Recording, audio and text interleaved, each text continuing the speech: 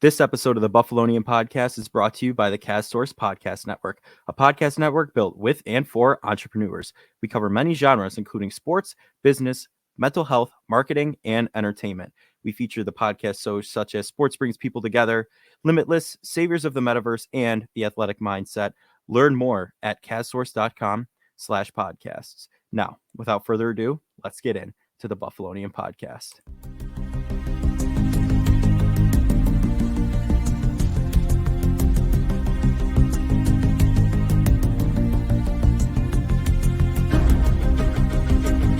The Buffalo Bills make some moves and take the dub over the Green Bay Packers. And Tage Thompson is absolutely on fire for the Buffalo Sabres. We'll be talking Would You Rather, hot takes, trivia, and more.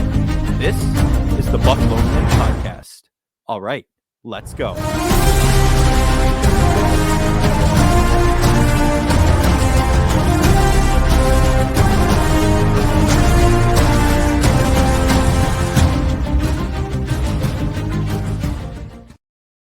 We are back with the Buffalonian Podcast. I'm Joe Cali, and as always, I'm joined by Dom Loss and Mike Marino.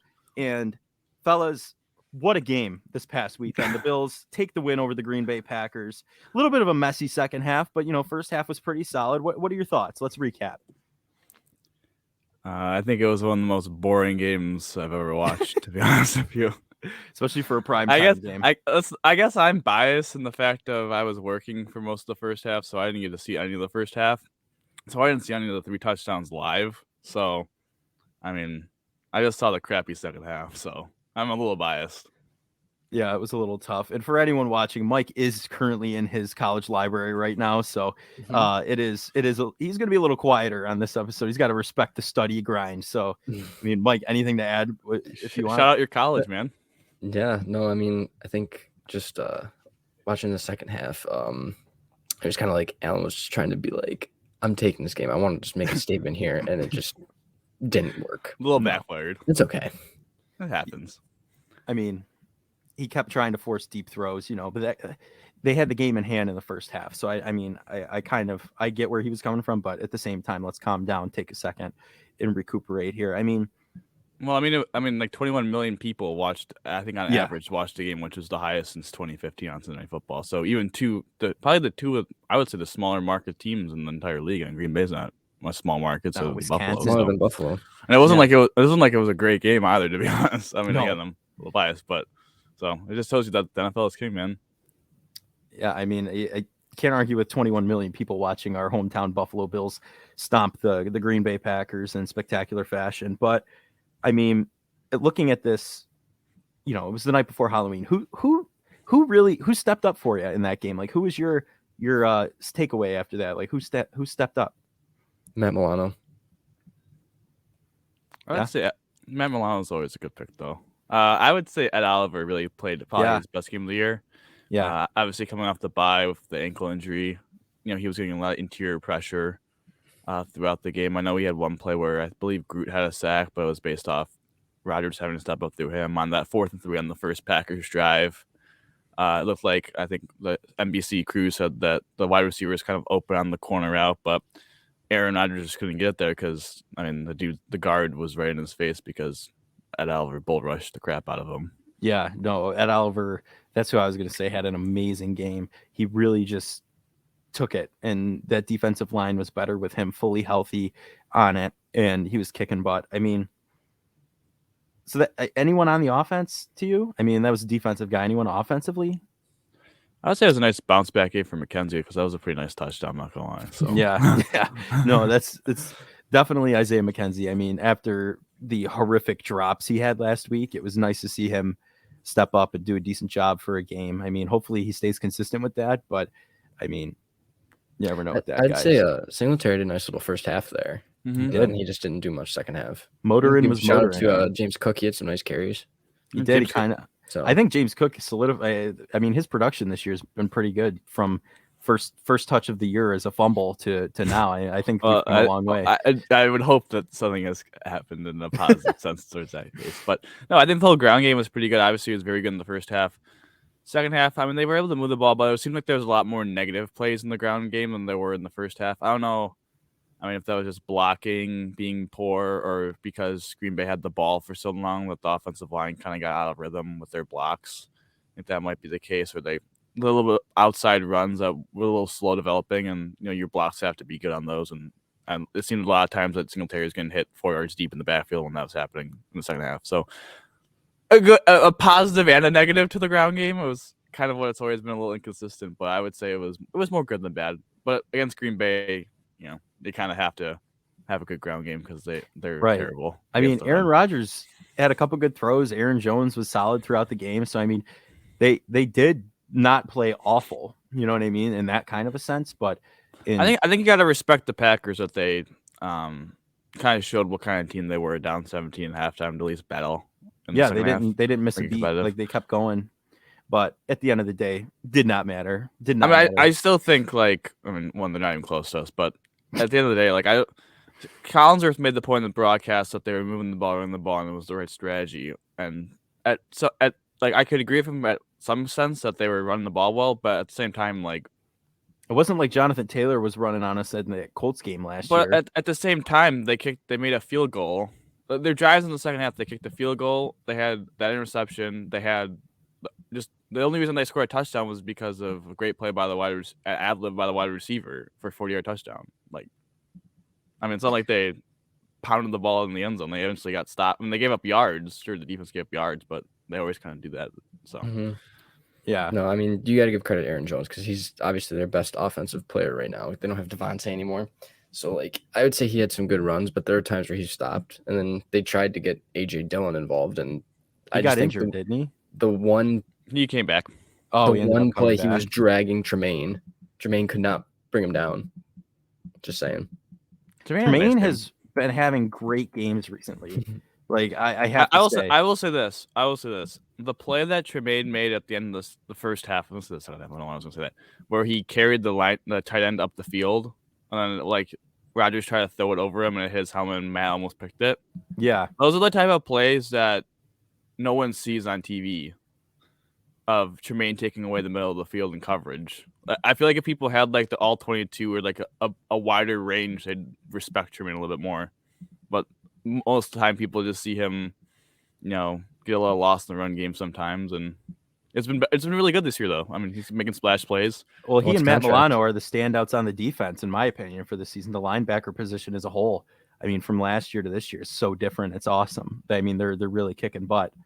Yeah, I think that if we talk about who was kind of below average, I thought the D line kind of got pushed on a little bit in the run game. I know they were trying to invite them to run, playing nickel, and all that, but the D line, I think the main problems for the run defense wasn't the linebackers are playing bad and they were overrunning or missing a bunch of tackles. Tackling was a little bit of an issue, but I would say mostly the D linemen kind of got out of their gaps a little bit, but that's something to work on. Right. There's always room for improvement, especially with that game. They were getting a little chippy with each other, if you ask me. There were some words said. Diggs followed, what's his last name? Alexander. Yeah, I followed him out of the tunnel, getting chippy with him. Gabe Davis was a little chippy, And then Diggs and Rasul Douglas, after Diggs got the touchdown, he tackled him after the play. Yeah. So Davis and was it McKenzie? Yeah, it was McKenzie. They were holding him back.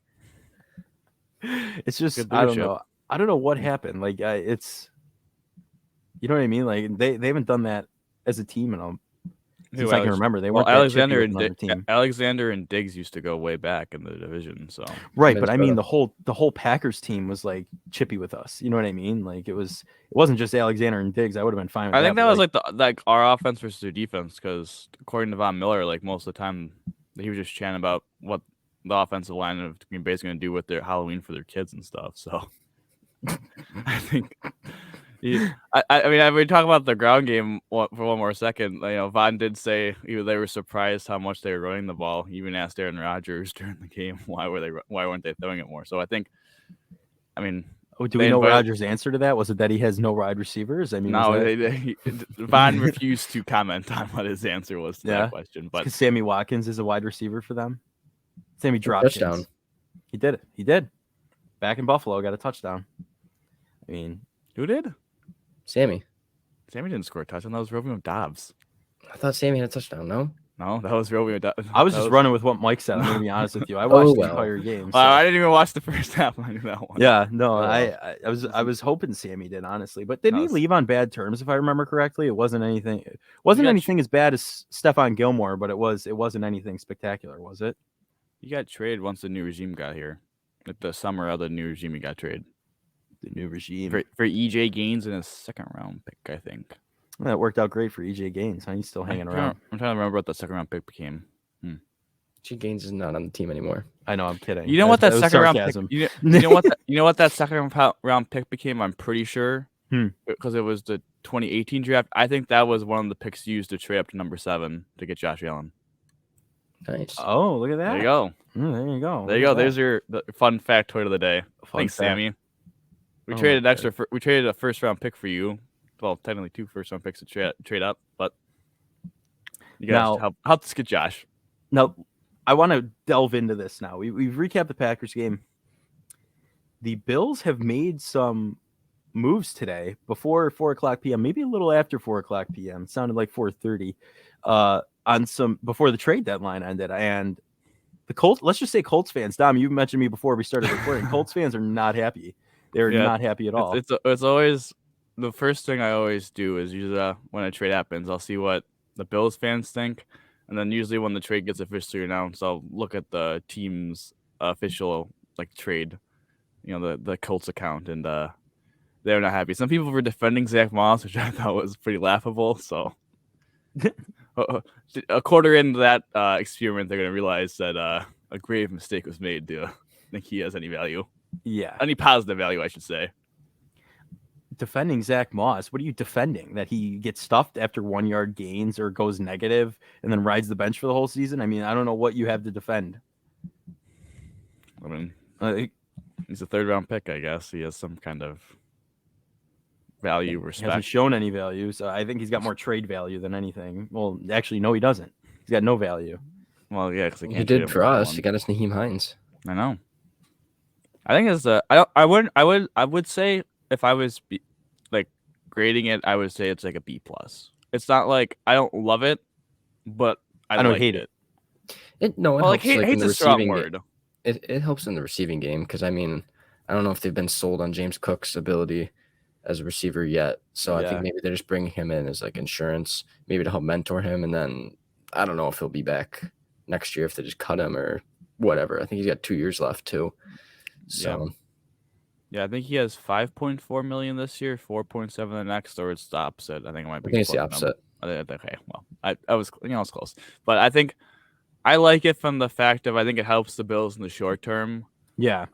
Because of the James Cook situation, we don't really know. I mean, he was playing pretty well, so I think maybe it's more of just to get maybe Cook and Hines are out there for to get linebackers on them. So obviously receiving out of the backfield will help. Also, I think it's a little underrated about special teams too. He can return kicks. He's pretty solid at that. So yeah, he's a pretty good returner. Looking at his track record, I mean, I think it's definitely a good move because you don't need Shakir or I think McKenzie's a kickoff returner still. So I mean, I think that's an upgrade on special. Obviously, this Bills regime cares a lot about special teams as well. So and also if every move that the Bills make, it always seems that they are sure that it helps them in the short and long term. Singletary's a free agent. At least they now have another back signed up for next year, so at least have Cook and Hines. I mean, obviously Mike alluded to it. They could cut him, but I mean, it could go anyway, but I think that was definitely a good move. And I mean, what do you think about Dean Marlowe? I think that's just a depth thing because I think didn't Poyer get banged up and he had to leave the game. He's got an elbow injury that they haven't exposed any MRI on yet. Yeah, so I mean it's just an insurance thing. He's been here with McDermott and Frazier, so he knows the team, he knows the schemes. He's just here as probably if Poyer's hurt, he can step in and play a few games. Yeah, I mean we don't know the not taking anybody's job. Injury. No, absolutely not. It kind of confirms Poyer's injury a little bit. I feel like though he was in Detroit. Was he in Detroit? He Yeah, was in Dolphins. Detroit. Then he was So I mean, if you look at it from the Bills' perspective, they've upgraded. I don't know if you want to say RB2 because I'll say it. They've upgraded RB2, and they've upgraded their depth and safety by getting rid of a guy in the 53-man roster that they were not using, and a conditional 6th-round pick and a 7th-round pick. So, I can live with that. I mean, it's a little bit like it's just kind of funny that Bean does such a good job hitting on those day 3 picks. It's kind of a little tougher to see him part of them, but I think they got great value out of both of them. I do agree from a perspective of it might show that Poyer's out for a little bit, but I don't think Poyer's injury is long term. No, it's probably a week or 2 at most, I would say. 2 I games. think he missed what? I mean, he kind of had, I don't know if he had a similar injury because we don't really know, but in the training camp, he missed like 2 to 3 weeks from that elbow injury. So, I mean, maybe they think that's the same kind of timetable. Yeah. And obviously Hamlin, a little bit more of I would say a downhill safety, maybe not as much as a cover safety. I think Marlowe's, I mean, I'm not as adverse of his game, but I think he was more of a cover safety when he was with the Bills. And also, I mean, another kind of special teams that as well. He's a very good special teamer. So, yeah. Well, two versatile players that help you in the short term. Obviously, Hines a little bit more of a also long term help as well. But all in all, I think it was a good deadline to kind of shore up some loose ends. Yeah. What would you grade it if you had to grade this one? I know you said B+ for the other one, but that's a great question. I'm gonna say B. Probably B. I mean, I don't solid B. I think both B deals. For Bean. B for Bean. Big baller Bean. I think both deals are. I like it. I don't think the Hines one I don't love because I just what's going on with James Cook. Mm-hmm. That question mark I have, and the Marlowe one is just it's a 7th-round pick. It doesn't really matter, but you'd still like to have draft capital. But they had. I mean, listen, they're trying to win Super Bowl right now. They had a need for a comfortable third safety that's been in the system. At least we're not the Rams. Just trade everything, all of our picks. Yeah, they wanted to trade 2 more first-round picks for Brian Burns, apparently. Oh my God! I don't believe that. I think that's I don't know where they're getting them from.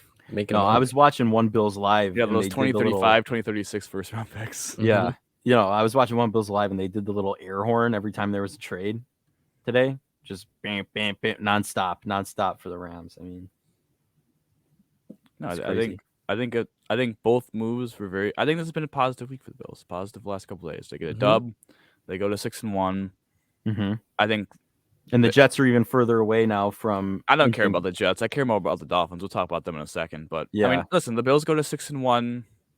They make 2 solid moves to help the depth of the roster without giving up a lot.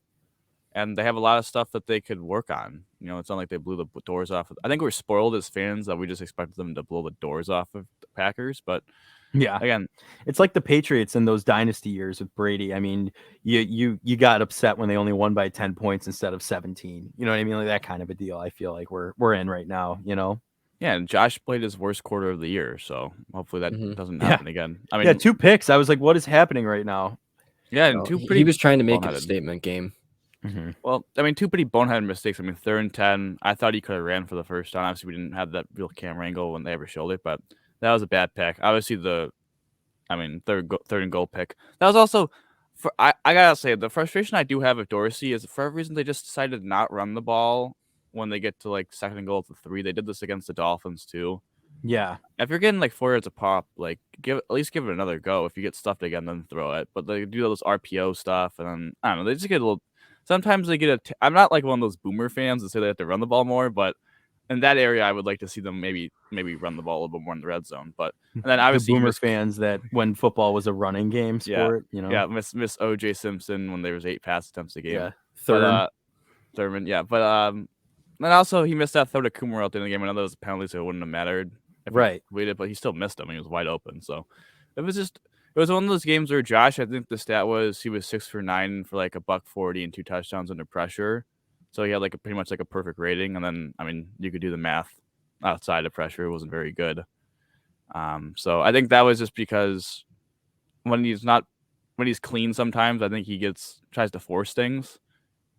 And, It happened Sunday. Yeah, but he got bloodthirsty. He wanted to rub it in the face, I think, and I feel like anyone would be like that, Prime especially time. against prime time. The whole 21 million people are watching. It's against one of his possible, he watched this. His he watched peers, his friend. peers. He watched Aaron Rodgers play when he grew up too. Like, I mean, this guy's an NFL legend, and to put that many points up, like try and force that, I'd be doing the same thing. But, understandably so. And I just like how it. I like how he defined it as a gross win. But it's absolutely correct though. But I also like how McDermott, even in the locker room, was like, we didn't play at times to our standard, but we should still celebrate this win because it's hard to win the NFL. I did like that. And I think, honestly, here's how I would look at it. The Bills had a very off day, right? Second half. It was not the Buffalo Bills that we have seen the past couple of weeks, like it wasn't that juggernaut, all 4 quarters, all fantastic football, offense and defense, right? We still did well. Like even on our off day, we could still beat most teams in the NFL, I would say. No, I agree with that. Like that's pretty cool to be a part of that right now. Well, yeah, but I think the one thing to maybe push back a little bit on that point is they're not going to be good teams doing that. No, but like if you play the Chiefs, most teams in the NFL, I'm talking like NFC teams, you know what I mean? Yeah, but I mean if they played the Eagles, or they played the Chiefs, or they played the Dolphins. We'll talk more about the Eagles on the betting on the Bills this week. I have a couple things to say. The Eagles are a top 3 team in the NFL. If the Bills played like that against the Eagles, they would have lost by double digits. Right. The Bills played like the Pittsburgh Steelers did against the Eagles, or the Detroit Lions, or the Commanders. The Eagles haven't played anyone. Play against the Bills and Chiefs. Played and like they did on Sunday, they would have lost by double digits to the Eagles. Chiefs. They would have lost the Dolphins. I mean, I don't think the Eagles could beat the Dolphins. I'm going to be honest with you. All right, we'll just talk about this later. We'll save that for another. This is silly to me. I'm not saying the Eagles. I'm saying the Dolphins can't beat the Eagles, but to be that confident is a little scary for you, Joe. No. Anyway, I mean, let's just move on. Trey White is active to the 53-man roster officially. He will or will not play this week. Do you think he plays, or do you think he rides most bench? Or he'll probably be scratched. Healthy scratch, you think? Probably. One more week against the Jets, and then we'll see, or how much longer? I don't like the MetLife turf. We saw last year all the 49ers guys go down. Yeah. I'm not risking you're right. Yeah. The new actually, I'm not going to say anything yet because we're moving to the new stadium, the renderings after this. I was going to say new stadium is going to be grass, but yeah, I mean, it's nothing. There's no reason why you can't wait another week, especially if you're going to play on a turf.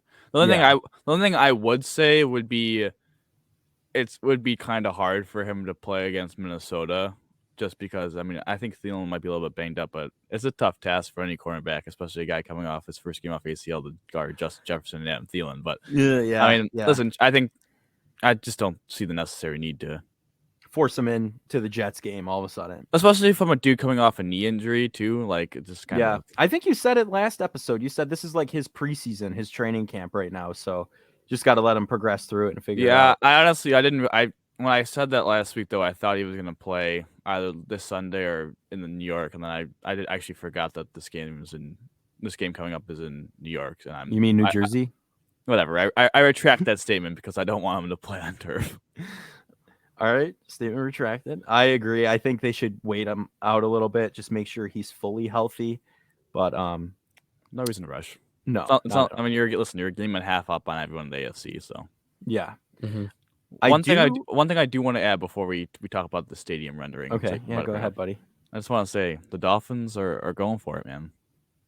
Yeah, they want it. They got that. Who do they got a defensive lineman? Who did they get? They got Bradley from Denver.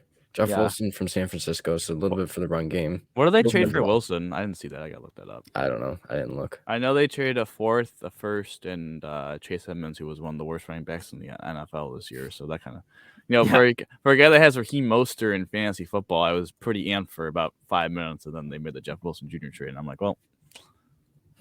You think Jeff Wilson will get more touches than Mostert?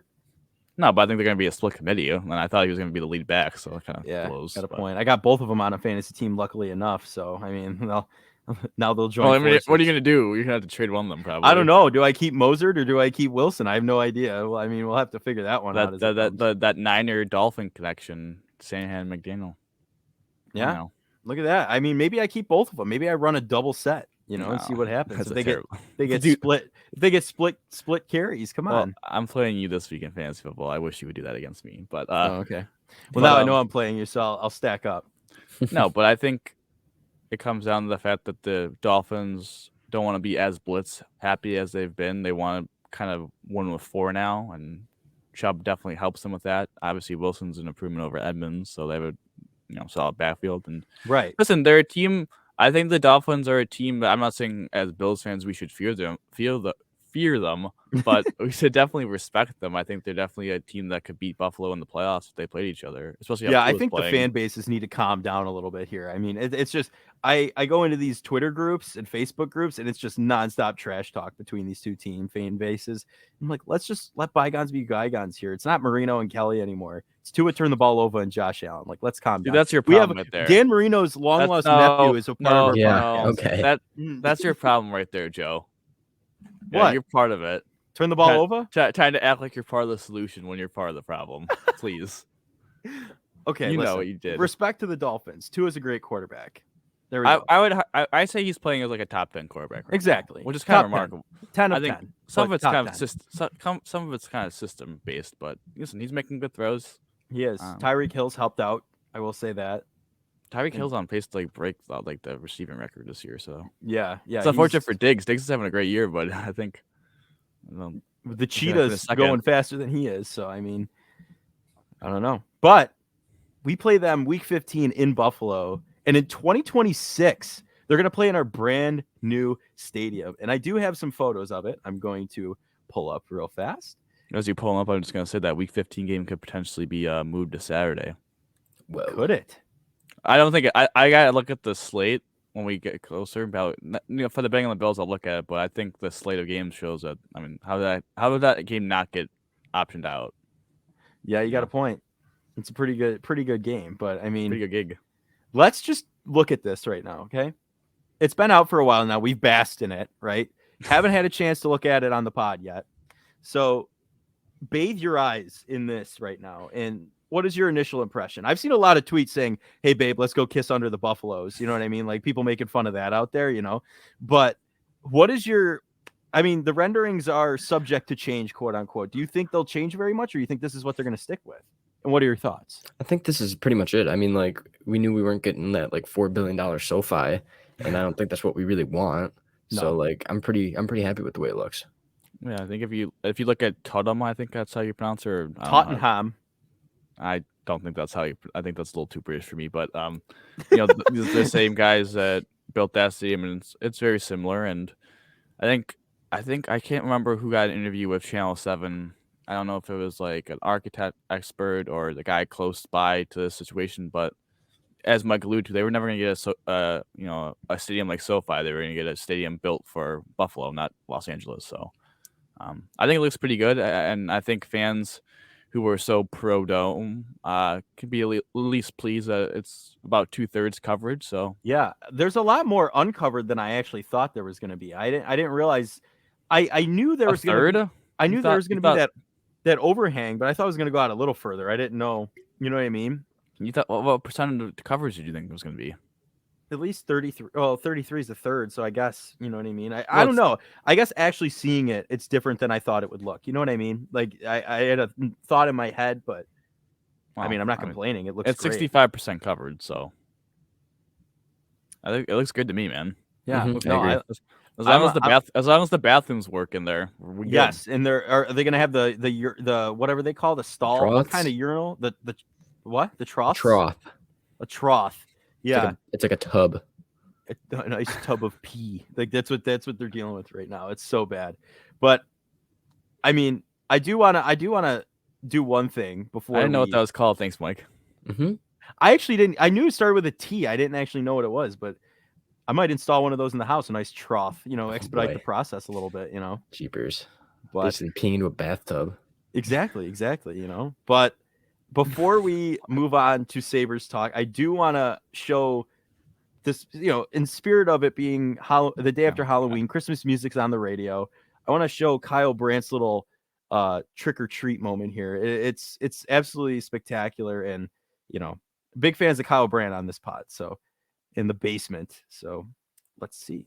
Let's pull it up. NFL today, trick or treating with an NFL twist. Oh, great. Another wacky NFL pregame show Halloween skit. I can't wait. Wonder what they'll do this year. Let me guess. There's a cute little trick-or-treater dressed like an NFL player right behind this door. What do you know? It's Patrick Mahomes. Trick or treat. Enough with the no look. Look at me. Eyes right here. Never mind tricks. Never mind treats. I'm going to give you some truth. Let me see that bucket. Just what I thought. A lot of paydays, and now you've added some Butterfingers. I'm going to give you some gum so that we can stick it on the ball one of these weeks. Here you go.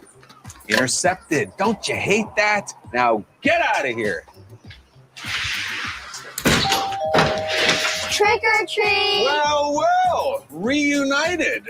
Hey, Coach, I got to tell you, there's a rumor going around the neighborhood here that all those ring pops in your bucket, that guy put them there. And as for you, Tales from the Crypto, you are taking this candy and you are eating this candy. I don't want to hear about it. Consider it a performance-decreasing drug and give somebody else a chance for once. Go try the Mars bar. I believe it's named after your home planet. Get out of here.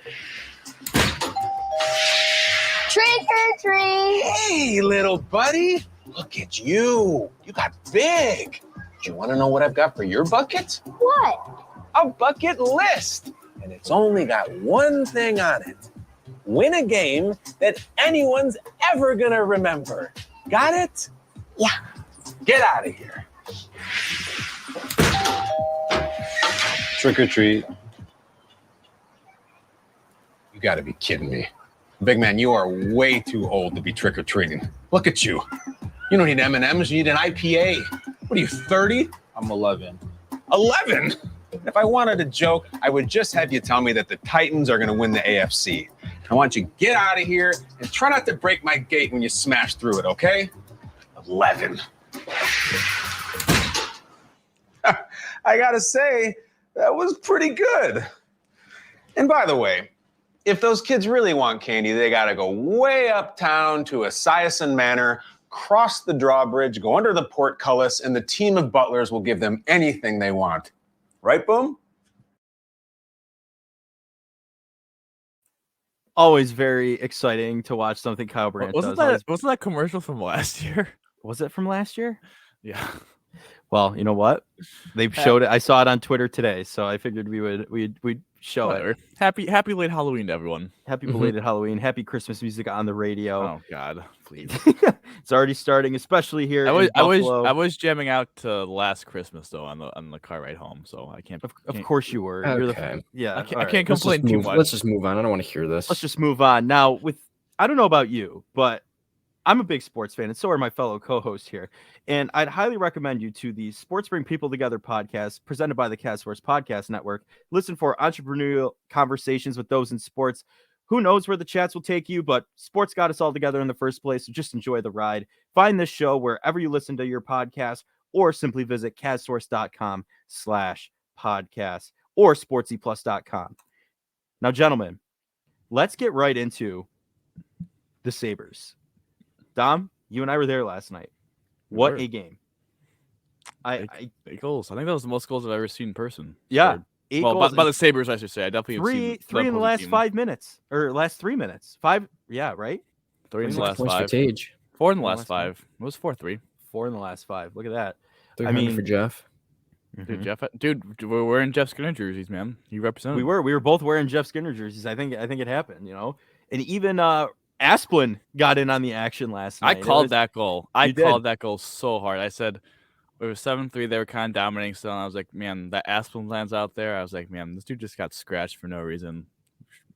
Hit one in for the boys. Yeah. 5-0. I mean, that game was absolutely spectacular. I mean, just to be there, the fans were going crazy. It was a great time. Let's step back and look at the whole week since we last talked about them last Tuesday. What are your thoughts? Well, I don't think any one of us predicted they would go 2-2. I think both you guys predicted they would go 3-1. 3-1. Yeah. I think I said 2-1-1. So I guess you're the closest. I guess I get the participation trophy. I guess for being closest. But all in all, I think it was a solid week. I don't think they played anyone fantastic. Obviously, now looking at Detroit, I feel a lot better about where the Sabres are in the Atlantic Division. But yeah, they got absolutely boat raced by Seattle for every reason. Third time ever playing Seattle, and they just every time just get absolutely they get obliterated. So yeah, I know not close to 100 wins at all. It's gonna take a little bit for that one, but 100 games at least. Well, it was tough to watch. That's That'd be all I pretty have special. to say. The Canadiens game's annoying because I think they played pretty well for the most part, but I just think in the key moments, Canadiens actually played a little bit better than they did, which is kind of bizarre. Like the last 4 minutes, again, I guess we'll talk about coaching in a second, but can't get the goalie pulled. That's a no bueno. But That's happened a couple times. good comeback against the Blackhawks. I thought that was a solid game, and then Detroit was just an overall. I mean, they just kicked the teeth in, to be honest. Yeah. I mean, like you said, Mike and I both predicted 3-1. Was not expecting a 2-2. Thought at least against the Canadiens they could pull something out, but no, unfortunately not. But I think last night, just my opinion, I know we talked about this on the ride home. I think they're a good fringe playoff team this year, if not a playoff team. So, I mean, We did not go on the Skijacota. we did not take the go to the game. Skijacota, Mike's favorite way to get to the KeyBank Center, but Hey, when it's What- sold out, that's the way to go. You're not wrong. not You're wrong. not wrong. We even said that. We admitted that last night. Mike is not wrong when there's a sold out crowd, but there's not been a sold out crowd at KeyBank in the past decade. So, Damn. yeah. RJ night.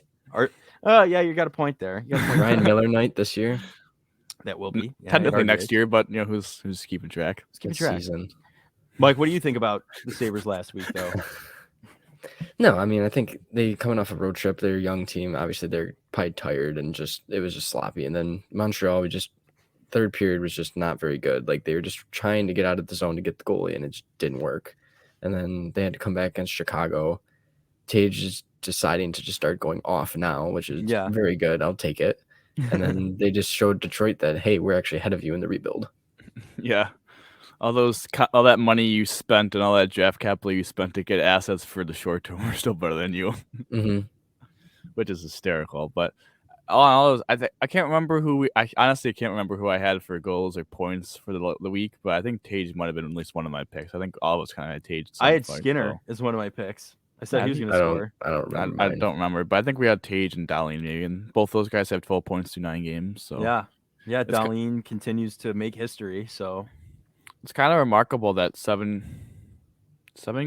like 7 and like 2/3 through the season, 2/3 through that 8th game, Tage had 3 points, and now he has 12 and 9. yeah, Mm-hmm. Like, I mean, the last 4 periods plus that OT against the Blackhawks has 9 points. Like, that's kind of. yeah, it's remarkable. I gotta say, I think that might be the greatest performance. Like the 3 goals, 3 assists, 9 shots and a goal. I think that might be the greatest performance I've ever seen live. Yeah, in person. Yeah, Yeah, me too. in the Yeah, hockey game, I should say. I don't know. Like, but the was insane. Sabres had as many points as the Browns did in the entire first half of the Monday Night Football last night. no, I think it was 11-0. They kicked the field goal at the end. For the last 3 seconds of the first half. I mean, It was actually, if you want to make it a more impressive stat, Joe, it was the combined score of the Monday Night Football game because the Bengals combined had score of the nothing. Monday Night Football game. Yeah, you're right. Combined score. Sabres had the combined score of the Monday Night Football game until 4 seconds before halftime. But was cool. I mean, It was overall a good win. I mean, 12 points through 9 games is a solid pace. They just gotta keep it rolling. And do you think they will? Like, I mean, let's take a look into their next week here. I mean, what are your thoughts going into it with their opponents? well, obviously they get a little. We have 3 games now because they play Tuesday against Coyote, so we'll be able to preview that one. But Right. so their 3 games are at home against Pittsburgh tomorrow, then they're Friday in Carolina, and they're Saturday in Tampa. So honestly, this is a big week for the Sabres. This is 3 of the better teams in the NHL, 2 of them on the road on back-to-back nights. It's no easy task playing against those 3 teams. So we're gonna learn. I truly believe we're gonna learn a lot about really who truly are the Buffalo Sabres in these next 3 games. I know how Playoff contenders, well, like, baby. I know how cheesy that's to say to sound 12 games into the year, but I mean, if you look at it, we're 9 games in the year, we're 10% through the year already. So I mean, Yeah, it's crazy, isn't it? Like we're moving pretty quick. We're already over halfway through the NFL season, roughly. So I mean, it's kind of crazy. no, it definitely quick. is. But I would say if I had to be accurate, I would say they probably go 1-2. I would say 0-2-1. Dang. All right. I'm gonna say 2-1. I'm gonna go on the optimistic side here and back my playoff caliber claim. Who do you think they lose in overtime to get that 1 point, Mike? Pittsburgh. Oh man, You know, I'm gonna say they're gonna beat Pittsburgh and go 2. I think they're gonna win the home game, but they're gonna. I just think I definitely think the Tampa game is I think that's an easy L. I just think that's gonna be really hard on a back-to-back against that team. And then Carolina's that team that the Sabres always play very well for like the first 40 minutes and then just completely choke in the third period. Yeah, unfortunately. I mean, the Hurricanes are a decent team, so I'm going to go on the optimistic side. Like I said, 2-1 on the week until the next pod. So, I mean, it's a little bold, but I think they can do it. I like I said, I think they're a fringe playoff team, and I just want to hear from you guys. Is there a bold prediction you have now to carry through the rest of the season? Like, I think the Sabres are winning the cup this year. I think they're going to have a Cinderella story and go all the way to the Stanley Cup. I think we're going to be a Cincinnati Bengals, except we're going to win. I think we're going to win it all. All right. Well, okay. You win one bet last night regarding the Sabres, and now you're going to bet them to the Cup final. But absolutely. If I would say a bold prediction that could be somewhat realistic is I would say Tage Thompson comes close to replicating his 38-goal, 68-point season. I know that's a little. Listen, it's a little bit like he just started off hot, but I think I don't know what he was at through 9 games last year, but I know he wasn't at 6 goals, 6 assists. So like I feel, 10%. Let's put it this way: 10% through the year, he already has about a sixth of the production goal wise, so about 17% of his goals from last year, and then points, 12 out of 68 is a pretty good. It's about 20-ish%, about 17% again. So I don't know. I feel like if he continues he's shooting the puck a lot this year. I think he has one of the leaders in shots on goals. He's been very aggressive, and if they get their power play figured out, I mean that's going to help him so much more as well. So yeah, can I do a realistic one here instead of the Sabres going to the Cup? That's not realistic enough for you. I mean, it is realistic, but I want to toss one out there that could happen here, like legitimately, like Mike. The Dali Norris one of the Sabres do stay competitive. I think could actually be a. I'll say another one that they'll have multiple All-Stars. Ooh, I like that. That actually is weird though with the All-Star stuff. Like I don't know how like the criteria like they like, but Dalian's definitely one. It's gonna be interesting. If Thompson has the season, I'm saying he could potentially have. Maybe he's the second one. I think Tage Thompson is going to have a 45-goal season this year. Okay, just piggyback off me. That's cool. We're going realistic. Cool. I mean, there's no question about it. I gave an exact number. I mean, you said close to replicating. I boldly said 45-goal season. Okay. You do you, man. You do you. But so obviously we talked about Tage getting a nice night. I think Cousins is playing very well. Quinn, I know, just scored his first goal. Only has like 2 points in 6 or 7 games, but I think he's played very good defensively, which is kind of surprising. I think that's kind of the opposite of what we expected. You know who surprised me last night? Owen Power actually had an assist for the other team last night. Passed it right to him. He did a nice assist to Cousin. Owen Power probably him and Clog. I don't know how to say it. Cloud or whatever. Cloud. I knew I was going to butcher that, but for every reason that pairing has been very good the first 2 games. They've been together, so that's kind of surprising. But Power a little slow start, but I think he's starting to turn around as he's more experienced. Who is disappointing? Who do you think was disappointing the last week? If you'd had to, so I have one, but I'll keep it till the end. Jacob Bryson. Yeah, he was actually pretty. I thought he was pretty bad. I mean, he fell in front of the net, which was the goal for Detroit. He makes Bryson's pretty solid, but his passing is sometimes so trash. No, you and I were sitting there talking about it last night. It was god awful in some cases, and I definitely think that he's definitely for the last week the outlier of bad, who's stinky, Mm-hmm. Wow. What about you, Michael? Mike? I don't know. I haven't heard much of Peyton Krebs' name. He's kind of been a good one. Invisible. But I will say this: I'm happy you brought up Peyton Krebs. Peyton Krebs yesterday was on the ice for 15 shot attempts for 0 against. So he had 100% Corsi and 100% expected goals for. That line was killer. And this is where I get to my most disappointed person of the organization, Don Granato, for scratching Asplund. Inexcusable. There's just Donnie Meatballs. It was inexcusable for him to do that, because you now see that, first off, I give him credit though for figuring out that Oposo could play on that top line, because that caused a complete ripple effect of Oposo unlocked the top line of Skinner and Thompson. They played well together. You could put that awesome line of Peterka, Cousins, and Tuck together.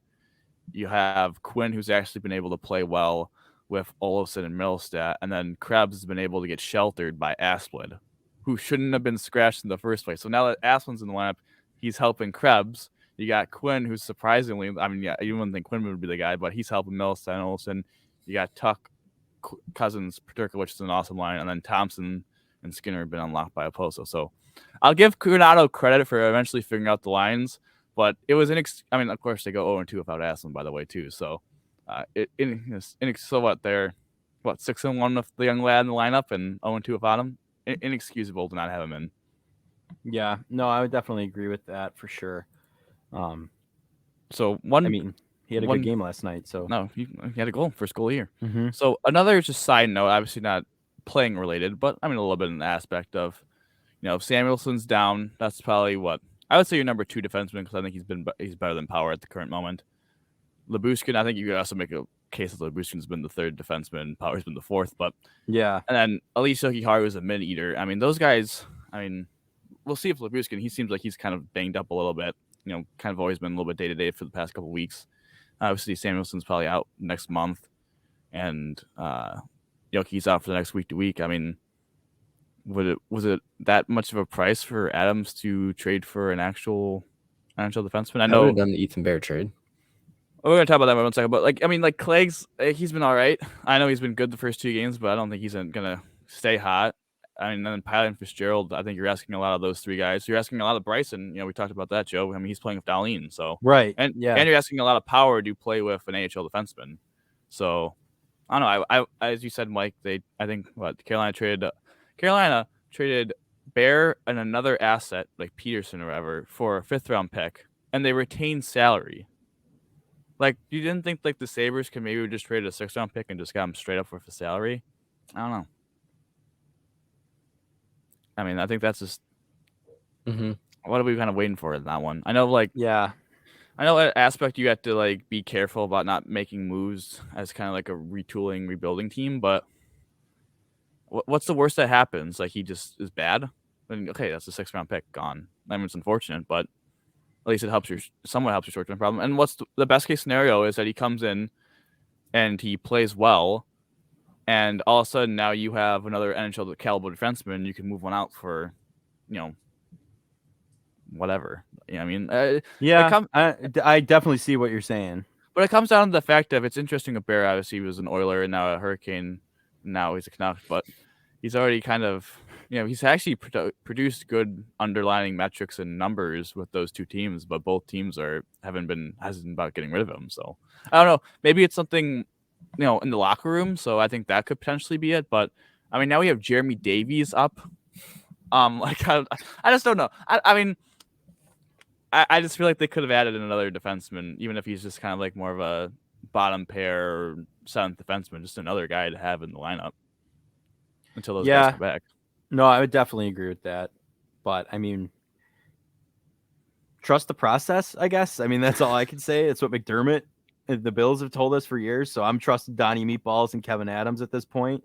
They've done very well up until this point. I mean, they've turned this team around, and I'm going to just go with it. Well, I mean, it's just interesting that they last year, with all the goalie injuries they had, they got Malcolm Subban. I just don't know. Yeah. I mean, they didn't I want to say one more thing. I got to give a nice round of applause to Eric Comrie. What a step up. You know what I mean? He's played great in these games. I will say that. Yeah, he was pretty good. Yeah. Pretty good. I mean, he was all right yesterday. I mean, all right yesterday, but I mean, put some bad spots. I mean, when Owen Power passes to their forward right in front of the net, I mean, that's kind of, I don't know if that's on you. That kind of was not what you were expecting. So, I mean, expect the unexpected. Expect the unexpected, but I mean, we're getting some of the better goaltending we've gotten in the past couple of years. So, I mean, credit to him for that. But yeah, I mean, our experience is pretty good last night. I definitely I'm excited. Our next game, all 3 of us are going to, is the Vegas game. We're going to see Jack Eichel back at KeyBank. So Jack Eichel playing at a high level. Yeah, Jack Eichel playing at a high level. I hope he doesn't here. I'd like to see him not do well, but I mean, what are you going to see him out of the score sheet? Exactly. I'd like to see Tuck steal another puck right from him and then score like he did last year. But we're not gonna dwell on that. On Jack Eichel, of course. I mean, respectable career, and hope he does. Hope for the best. But I mean, good riddance from Buffalo. I'm actually rooting against him. So. Exactly. I'm saying that to be cordial, but actually inside, I do not want him to succeed whatsoever. But I think that's going to do it for our Sabres talk, right, fellas? Anything else to add on? No, I don't. Oh well, if you want to quickly, hopefully maybe we'll remember who we picked to be the leading goal scorer and points scorer over the course of the next 3 games. Okay, I think Alex Tuck's going to go off these next 3 games. I think he's going to have 4 goals over them. Darlene in points, Jack Quinn in goals. I'm gonna go. I'm going to go Middlestat in points along with Tuck in goals with the assists. Okay, I'm gonna go Jeff and Tage. Jeff for goals, Tage for points. All I think Jeff's been a little stink bit, only 2 goals so far. I think he'll get. He's been a 3 playmaker goals. though. He's been setting I up. know. Yeah. Big guy improvement for him. Big improvement, the playmaker, the 9 mil. Well, not looking too bad. But all right, So, Mike. Joe Mike, are you saying Joe's- goodbye? Joe Yes, said I gotta mid- go. Mike's got to go. You got to to go work. do an NU game. He's got to work tonight. So Appreciate joining from the library, big guy. yeah, Show from the up- show up library, those disturbing books. the other students studying. Just Yeah, being I'm an probably get absolute. beat up as I'm walking out of here. So Yeah, probably get kicked. Yeah, but Probably. thanks for coming on, buddy. We'll see you on Betting on the Bills later this week. Have a good Mhm. game. Yeah, we'll be See you back at later. the usual location for that. So Sounds good, buddy. Have a good one, Mike. Have a good one, See ya. Mike. Don't go Purple Eagles. No. Niagara Can't Purple root Eagles. Look at that. Can't root All for 3 those from guys. different schools, by the way. Buff State, Dom from Canisius, and Mike from NU.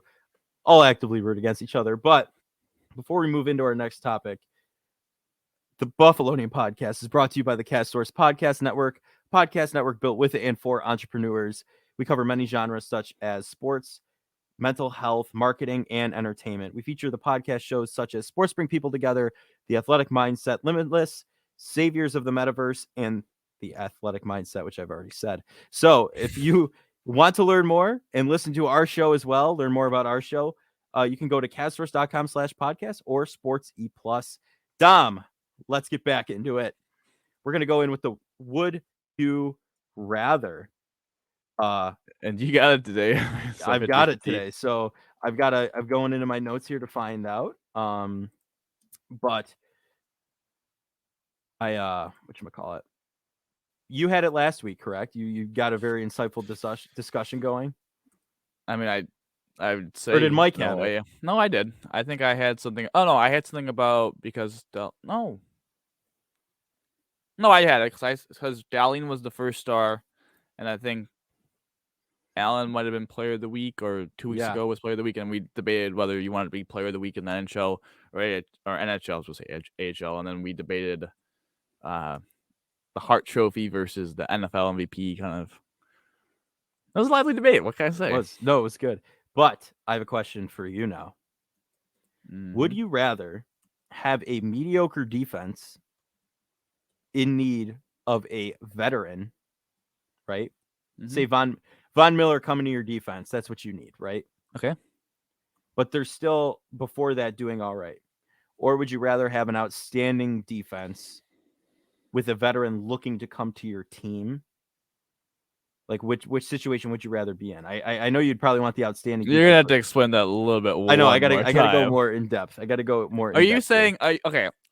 Are you saying that I have a mediocre defense, but I could trade for Von Miller? Yes, you could Or trade some of your guys away. Yes, I did not word it the way. No, I but wanted are you to. okay? So are you saying? You're saying if I have like the 16th ranked defense, I could Mhm. trade for Von Miller, Mm-hmm. or I have like the 5th best defense, I could trade for Jerry Hughes. Yes, What did you like? What's the draft compensation? Am I giving up? like It's not equal draft compensation, is it? No, obviously not. But like, no, you know what I mean. obviously not. I mean, you're giving up. If you were going for Von Miller, you'd have to give up a lot of your defense, A lot of my defense or draft picks. draft just- picks, and a couple defensive guys standouts like What? prospects. What I'm saying kind of- prospects. Like if you had Greg Russo on your Dude, they team trade- undeveloped. Why would anyone do that? I don't know. I'm just saying. Would I- you rather? No, I mean obviously it's the latter. I'm not trading away for Von, who's 30. I'm trading for his contract, or I'm just trading for him as a rental? You're probably trading him as a rental. Like Yeah. the Rams got him for like a third and a fifth or something like that, didn't they? Or second and third? Is that the kind of deal you're talking about? Like yeah, I'm not something trading like that. Groot. So you're saying I could trade for Von Miller and get for a second and third, or I could trade for Jerry Hughes for like a fifth. Yeah. You either go for the superstar or the guy that could fit into your defense. See, you finally Well, got this- to what well, I was this- trying to say. I don't No, know why but- it was not coming but out. yeah, it's all right. I'm just like what's the hard part for me for that one is like I don't know. I feel like you'd have to go into like what your actual team needs, kind of. Say Like you're if the I, Bills in 2019, 2018. how about that? Say that you're the Bills in 2020. You don't have Jerry Hughes on your team. Okay. All right. So then you're kind of they were about the 16th ranked defense. Mm-hmm. Or you could be the 21 Bills that had a good defense, and you could add Jerry Hughes to that team. Or 20 Bills add Von. Yeah. No, I would add Von. You'd pick the superstar? I mean, if I had to give up a second and a third for a superstar to elevate my mediocre defense to an elite defense, yes. If I would have had to trade a fifth round pick for Jerry Hughes, who's a solid player, to elevate my defense to what? Just so I have another pass rusher from fifth. No, I think I would preferably take the left one. What about you? I would see. The thing is, if you're looking at it from more as saving money and kind of fitting someone in that's decent, I'd take Jerry Hughes. Okay, but what I'm saying is this: is that you're saying that, but it's two different defensive situations. Yeah. You know what I mean? Like I don't know. I don't know the salary cap situation. Can I fit Von? Do I have to give up another player to Say your salary cap would be close to busting if you picked up Von Miller versus Jerry Hughes. No, I would still pick up Von Miller. I'm saying would I had to go over? Would I had to like make another trade to trade someone out? No, it would be like cutting it very close though. Like for the offseason, it would not be good. But if I Like, had, do you get what I'm Yeah. saying? Like no, if you, I if you understand what you're signed saying. him, you would be in trouble negotiating contracts for the rest of the season. The rest of the season and next season. Next season. If my goal is to win the Super Bowl, yeah. Well, yeah, I would go. I would do the Von all the thing. way. Yeah, I mean, if I felt like I had a chance to win the Super Bowl and then my defense was going to hold me back and I could get Von Miller for not trading my first round pick, yeah. Also, he's a rental, so why would he? It wouldn't affect my offseason. Right, but what if you're like the Bills and sign him to a big deal? Well, that's not a trade. That's a sign. Well, what if you traded for a big deal like that? Like that you know what I mean? But Like, okay, so are you? Would that be at the trade deadline or would that be in the offseason? Because that would be hard to do in the season. You know what I mean? that would be like made a big move before the trade deadline. I know what you're talking. I like, wouldn't do a big move. I wouldn't do that. You Okay, wouldn't, like, even if that's what you needed to win the Super Bowl. You wouldn't do a big Okay, move if- before the trade deadline. not for a dude that has like a massive term, because then I'm going to pay a lot for that. Right, but what if he could help your organization for years to come? That just seems like more of an offseason move. You know what I mean? Right, but like, what if? Okay, I'm gonna do a whole new scenario for you. I'm gonna clean the slate real fast. Okay. I mean, it's a good discussion. I'm just a little. No, so you have Jerry Hughes on the team, right? Mm-hmm. We are the 2020 Bills, right? Mm-hmm. You are moving towards Super Bowl. You're on a Cinderella run at that point, right? Jerry Hughes goes down before the trade deadline. Von Miller wants to come to Buffalo, but he's asking big money. Do you take a mediocre signing, right? Do you trade for someone who's mediocre? Like, who would a mediocre edge rusher be? Like, who would you say? Mario Addison. Okay. Do you trade for Mario Addison just to get through the season? He's actually an IR this year, which is kind of funny. So. Yeah. But do you trade for Mario Addison to attempt to keep going on that Super Bowl run with your solid defense? Or do you trade for Von Miller, who wants to come play in Buffalo for years? Like, who wants to stick around after this season and help you win that Super Bowl and hopefully go to more? That's more of what I was trying to say before.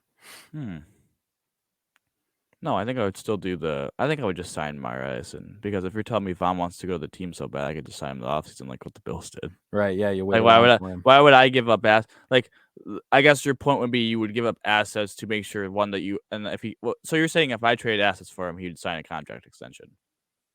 So I guess part of the reason you would be doing it is because one, it would be improving your team, your chance to win the Super Bowl this season, but also you'd be ensuring the fact of that you'd have him signed and he wouldn't go someplace else. Right. That's tough. I think I would be more inclined to do it for like this Bills team than last current year. one we have than last year. Well, because last year, I mean, this year we have a dude making $20 million on the defensive line, and like, you know what I mean? Like, but like we're more. And we saw the moves they make. They didn't make moves last year. They made moves this year with Hines and Marlowe. I mean, obviously they're a little bit more of looking at it from a perspective of this is probably the best team that they're ever going to have in this era for now, for the time being. You know, we got to go for it. So right. I think I'd be more willing to make the small signature in 21 Bills than this year. I'd probably do the bigger trade, but that's also with Von on my team. So like, I don't know. Yeah. You know, it's just, I guess coming at it from like a third team perspective, I'm trying to think of like a team like the Vikings. I guess the Vikings have a pretty middle of the pack defense, I would say. Like if they could trade like Von Miller for a second and third and get him signed long term, right? I think they would do that. Pair him with Zadarius Smith, Daniel Hunter. I think that could be a pretty explosive team. I mean, obviously, I'm talking about their situation though. So right, I don't know. I think. No, I you know, I'm kind of on the Brandon Bean effect of like I would see what was out there, but I think I would just if I could get a solid vet to fill the spot, I probably would do that and in the offseason look for a longer term look for that Von Miller solution, deal. which is kind of what the Bills did, other than they didn't make a trade at the deadline. Right. No, I got you. I mean, I would do the same thing. I mean, honestly though, yeah, I would. I would wait for Von Miller in the offseason. I would try and save the money and still see if we could do it. But like you said, if we're talking this year, we already have him. So I don't know. I mean, it's just hard. It's just hard to do it from outside perspective. But yeah, I would say like if you feel like you have an opportunity to do it, and you have the draft capital, and maybe wants to sign long term, I would potentially do it. Yeah. Yeah. It doesn't cost my first round pick, but if I'm a team that feels like I have a longer window, even though I'm good right now, like what the Bills did the last couple of years, and don't feel like they want to fork up the heavy draft capital and maybe sign them like right away. Yeah, I would say do this smaller option, the vet option. All right. Well, that's been Would You Rather for the day, and I mean, got off to a slow start. I couldn't actually get out what I was trying to say for whatever reason. So hey, it's like what's it called? A immovable object. Once it starts, object not in motion takes more force to get in motion. But once you start getting in motion, you know it's easy to move. Come on, physics. You got laws of physics right there, buddy. Our boy Isaac Newton making an experience on the podcast. But so obviously, you want to go right into trivia? Yeah, let's go right into trivia. So obviously, Mike is the big trivia question guy. Of course, he has to go work a game, so he texted me the questions, and he had two of them. And then I needed while we were talking about the would you rather, I was looking up a third one. So like when you started to rephrase the question, I was kind of tuning you out a little bit. So there you go. Yeah. It took me I was trying to get you to explain it again. So I was like, I don't really. I knew the situation though pretty well. So all right. So the Packers obviously lost in Buffalo. What is the Packers' all-time record in Buffalo from Sunday? So obviously they lost on Sunday. That counts to the record. Aside from Sunday, or like counting Sunday, what is the Packers' all-time record in Western New York? Just say Orchard Park, not in Buffalo, but whatever. Can you tell me the total amount of games? No, because if I tell you the total amount of games, it's gonna give it away. Really? Mm-hmm. Oh man, shooting in the dark.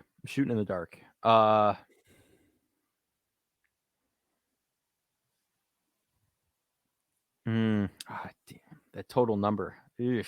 I'm trying to think. I don't want to go over the top here, but what's the record? You don't have to say the total number. Just say what's the record?